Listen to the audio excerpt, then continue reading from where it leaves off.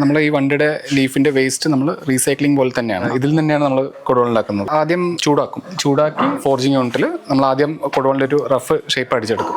Manually തന്നെയാണ് ചെയ്തിരുന്നത്. ഇപ്പൊ നമ്മൾ മെഷീൻ യൂസ് ചെയ്തിട്ട് ഈ റഫ് വർക്ക് മാത്രം മെഷീനിൽ ചെയ്യും.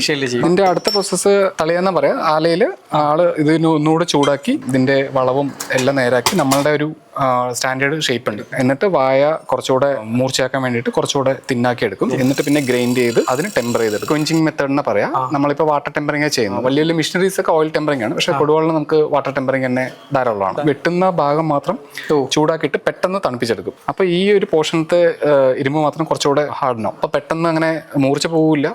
വെട്ടുമ്പോൾ നല്ലോണം മൂർച്ച നമുക്ക് നല്ലോണം ഫീൽ ചെയ്യാം. അപ്പോൾ MS ചെയ്യുന്നത് നമുക്ക് ഈ വായൊക്കെ എന്തെങ്കിലും കുറച്ച് ഹാർഡനായിട്ട് തട്ടിക്കഴിഞ്ഞാൽ അത് വളയാനൊക്കെ പച്ചരുമ്പ് അത് വളയാനൊക്കെ ചാൻസ് ഉണ്ട്.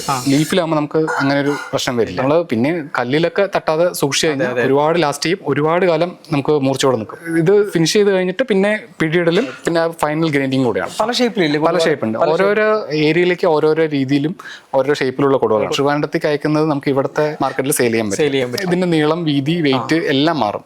പിന്നെ പുല്ല് വെട്ടുന്നതിന് വേറെ, മരം വെട്ടാൻ ഇതിന്റെയും വലുതുണ്ട്. മുമ്പ് പഴയ കാലങ്ങളിൽ ഒരു 1.25 കിലോ 1.5 കിലോന്റെ കൊടുവൾ വരെ യൂസ് ചെയ്തത്. ഇപ്പോൾ അത് യൂസ് ചെയ്യാനുള്ള ആൾക്കാർ പോലും ഇല്ല. നമ്മൾക്ക് ഇവിടെ മാർക്കറ്റിൽ ഏതാണോ വേണ്ടത് അതാണ് നമ്മൾ മോസ്റ്റ്ലി ചെയ്യുന്നത്. അതല്ലാതെ ഒരു ഇപ്പോൾ പ്രത്യേക ഷേപ്പിൽ വേണമെന്നുണ്ടെങ്കിൽ നമ്മൾ അതും ചെയ്തു കൊടുക്കുന്നുണ്ട്.